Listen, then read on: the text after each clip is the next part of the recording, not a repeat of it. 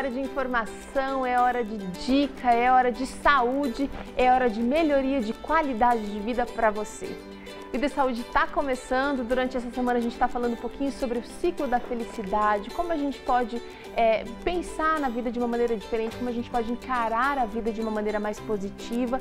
E hoje, especialmente, nós vamos tratar sobre o pensamento positivo, justamente o que você pode fazer para, de repente, mudar aí o ciclo dos seus pensamentos que atrapalham o seu sentimento, a sua sensação de contentamento. No Vida e Saúde de hoje, a gente também vai conversar um pouquinho sobre língua presa, ou língua solta também. Você vai conferir aqui alguns exercícios, o que caracteriza esses problemas e o que dá para ser feito aí hoje mesmo em casa. No Vida e Saúde de hoje também tem Papo de Mulher e de hoje é como arrumar a mesa de uma maneira prática, eficiente na hora do café da manhã, aquela hora que está todo mundo com pressa, correndo. Dá para ser mais organizado e ter uma mesa bonita de café da manhã pronta para você abastecer o seu corpo aí das energias para o dia todo, ficar bem o dia todo.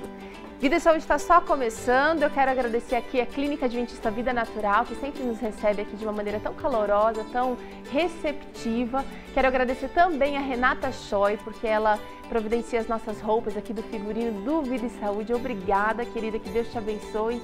E, enfim, quero agradecer você também, porque você sempre manda um recadinho bacana pra gente aqui, através do Facebook, através do blog, manda dicas, manda suas dúvidas. E isso tudo faz o programa Vida e Saúde cada vez melhor. Então, muito obrigada a você, telespectador, que está aí assistindo a gente agora. E eu espero que aproveite o programa Vida e Saúde de hoje.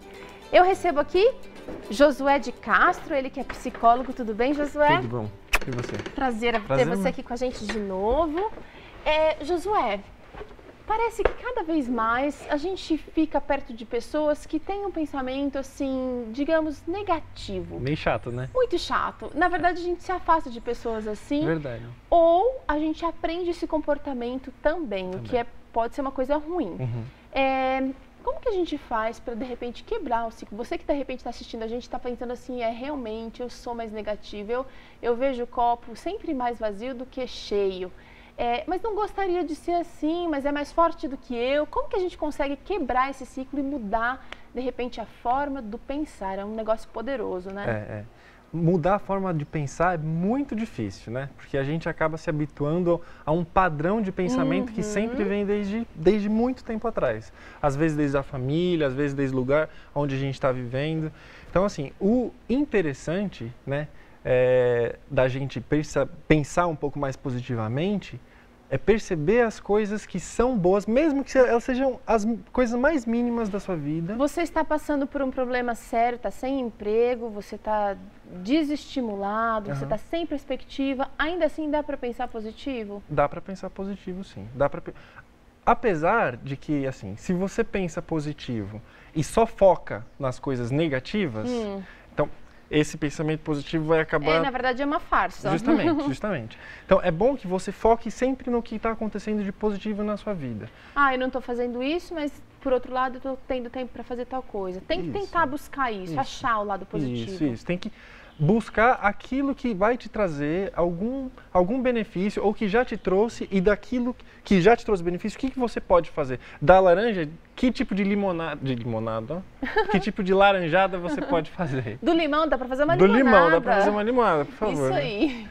Então, assim, outras coisas interessantes que a gente pode fazer com relação ao pensamento positivo é tentar projetar no futuro alguma coisa que possa acontecer de bom. Então, por exemplo, eu vou fazer uma prova, eu vou estudar bastante, vou conversar com pessoas que já fizeram uma prova parecida, ou com pessoas que lidam bastante com esse assunto, para que eu me prepare, e para que desse preparo você já pense no futuro, né? Certo. Já consiga fazer uma propensão, uma projeção, isso, daquilo que você estudou. Então, eu já estudei, eu me preparei, provavelmente... Isso dá segurança, a gente tem que acabar pensando. A gente também falou uma coisa interessante aqui, enquanto a gente estava se preparando para gravar, às vezes a gente coloca as nossas expectativas tão lá embaixo, tão medianamente, porque a gente tenta se proteger do pior. Então, você pensa assim, isso aqui pode ser que não dê certo. Então, você pensando nisso, se der certo é lucro. Isso. Se não der certo, eu já estou preparado para não dar certo. Agora, esse tipo de pensamento, ele acaba limitando as nossas possibilidades, porque a gente sempre nivela para baixo. Isso. E quando a gente consegue a conquista, né, é uma conquista de nível baixo. Que poderia ser muito maior. Poderia ser maior. Ela poderia ser maior. O que eu geralmente falo é que a gente tem que focar naquelas coisas também que a gente conseguiu realizar anteriormente. Porque isso influencia o nosso pensamento hoje. Com certeza. Se eu sou uma pessoa que só fico pensando no que deu errado nas no tragédias, passado, nas derrotas, no que eu fiz de errado, não consigo me perdoar e fico só, eu escolhi errado de novo, eu sabia, eu já fiz isso antes. Automaticamente eu vou desenvolvendo um pensamento mais negativo. Com certeza, com certeza. E é ruim, porque aí você só vai também focar naquilo que aconteceu de ruim. Se você fez uma prova, se você fez uma atividade que alguma coisa ali no meio aconteceu de ruim, você vai falar, poxa vida, olha só que coisa chata, já aconteceu ruim de novo. E você esquece daquela conquista, daquela coisa que deu certo, né? E aí você não foca naquilo, foca no outro. Então, o que eu acho interessante é o foco, né? Aquilo que você vai focar na sua vida. Se você vai ficar só as coisas ruins ou se você vai focar as coisas boas também. Justamente. E poder colocar para cima, sempre pensar que você pode, que Deus é um Deus poderoso, Ele está aí do seu lado, Ele quer o seu melhor. Então não dá pra gente pensar só no negativo, né? Porque acaba também fazendo mal para sua autoestima, né? Se você só pensa negativo, você só vai achar que você também é uma pessoa ruim, é uma pessoa diminuída, não é uma pessoa comparada às outras pessoas que têm as suas habilidades, têm suas competências. Não é digno, olha só, a coisa pode ir longe, então realmente a gente só tem a perder. Josué, obrigada mais uma vez. Amanhã o psicólogo José de Castro vai estar aqui com a gente de novo, falando um pouquinho mais sobre esse assunto que é o nosso assunto da semana, felicidade. E eu quero ser feliz e quero que você também seja feliz. Então vamos aproveitar essas dicas que o psicólogo José de Castro está passando aqui pra gente. Agora eu quero oferecer para você, meu querido, minha querida, um livro bastante interessante. Olha aqui, O Ciclo da Infelicidade. Eu já mostrei, deixa eu mostrar aqui para cá, olha. Olha, então a dica de leitura é esse livro aqui que conta a história, a autora ela conta como, ela dá dicas na verdade de como você se livrar do descontentamento e passa a ter uma atitude mais positiva na sua vida. Você pode adquirir ele através do site cpb.com.br ou pelo 0800 979 0606. E esse é um livro que tem tudo a ver com o assunto de toda a nossa semana, é um livro bastante interessante para você que quer mudar de atitude, que quer ter uma atitude mais positiva a partir de hoje. Agora é hora de papo sobre... Tudo bem? Tudo bom. A gente está recebendo aqui a Camila Maximiliano e o papo é língua solta, língua presa. É um problema... Pode sentar, Camila. É um problema que às vezes atrapalha muito as pessoas, principalmente os adultos, às vezes no desenvolvimento da profissão, às vezes acaba dando uma travada ou até atrapalhando a vida, a carreira profissional. Eu queria saber o seguinte, vamos falar primeiro o que caracteriza uma língua presa e uma língua solta. Tá. Hoje muita gente fala língua presa para qualquer dificuldade na fala, né?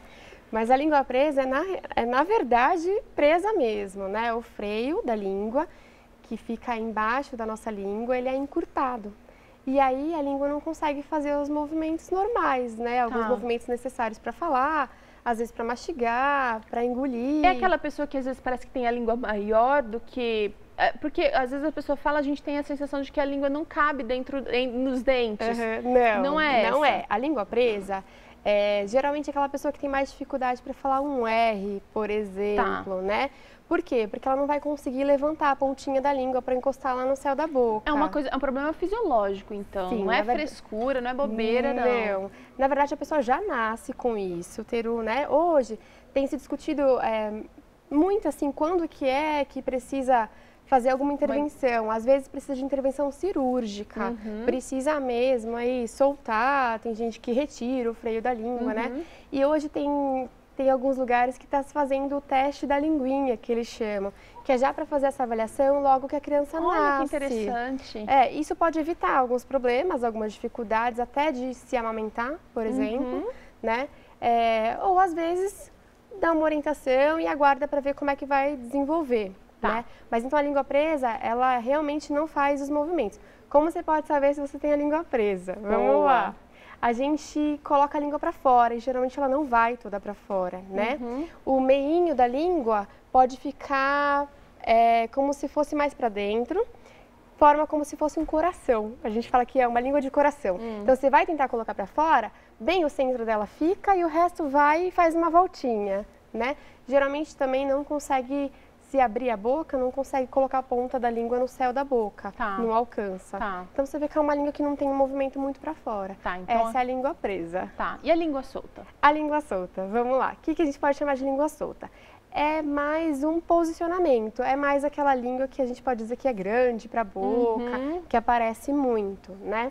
É o que a gente chama de interposição de língua. Geralmente é nos sons do S e do Z.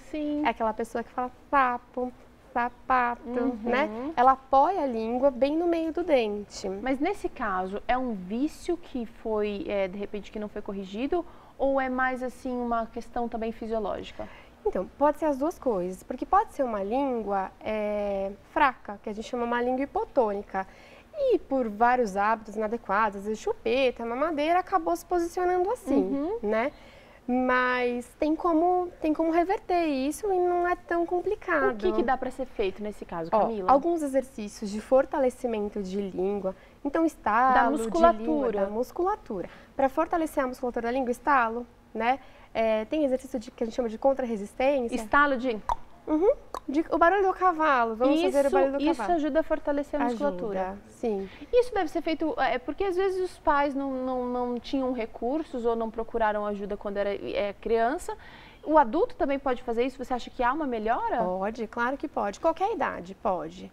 Assim, o trabalho que funciona bastante é um trabalho com, na verdade, a própria fala, né? A própria percepção da pessoa. Então, como que a gente faz? Vamos pegar aquelas palavras que têm aqueles sons que são difíceis e vamos colocar a língua no posicionamento certo e treinar dessa forma. E isso é um trabalho que o fonoaudiólogo faz. Sim. Então, você vai pegar lá uma lista de palavras que você já tem lá pré-determinado e a pessoa vai fazer sapo, sapo, sapo até... Sim, a gente pode pegar várias palavras, então a gente vai fazendo sapo. Onde é que você coloca a língua para não colocar, então, não ter a língua solta? Então, você posiciona direitinho. Isso. E aí a pessoa aprende, ela vai ter uma conscientização, então, não sei como é que a gente pode falar, uma conscientização da língua. Sim, do posicionamento mesmo, da posição correta. A pontinha da língua no S e no Z, na verdade, fica atrás do dente de baixo. Sim. Quando a gente está aprendendo uma outra língua, inglês, por exemplo, tem alguns sons que a gente não tem no português, os bons professores, eles ensinam o posicionamento da língua para você alcançar aquele som. Sim. E aí a gente trabalha com essa percepção mesmo, palavras, depois coloca a palavra na frase, depois leitura, para a pessoa ir percebendo como que é a posição correta. Olha, a Camila, fonoaudióloga, ela está falando aqui o seguinte, que no caso da língua solta, esses exercícios são muito úteis. Às vezes, um procedimento cirúrgico pode ajudar também. Não, língua solta não é procedimento cirúrgico, não. É mais o posicionamento e o fortalecimento da musculatura. No caso da língua presa, existe algum exercício, alguma coisa que dá para melhorar também? Sim, dependendo do grau, né? Tem que avaliar direitinho, mas dá para fazer movimentação de língua também, que é o sugar a língua no palato e colocar lá para trás, para ir tentando alongar um pouco. Pode ser que resolva, pode ser que não. Aí, cada caso a gente tem que avaliar. O ideal é procurar um profissional, porque ele vai poder te ajudar a avaliar e poder também dar uma perspectiva. Olha, isso aqui a gente consegue bons resultados assim ou não. Sim. Camila, tem mais alguma coisa que você gostaria de... Não, acho que a gente conseguiu mostrar um pouquinho. Nós vamos para um rápido intervalo. Eu agradeço a Camila por estar aqui com a gente mais uma vez. Obrigada, viu? Na volta você confere aqui como arrumar a mesa do café da manhã de maneira prática e muito bonita. Em um minutinho a gente já volta.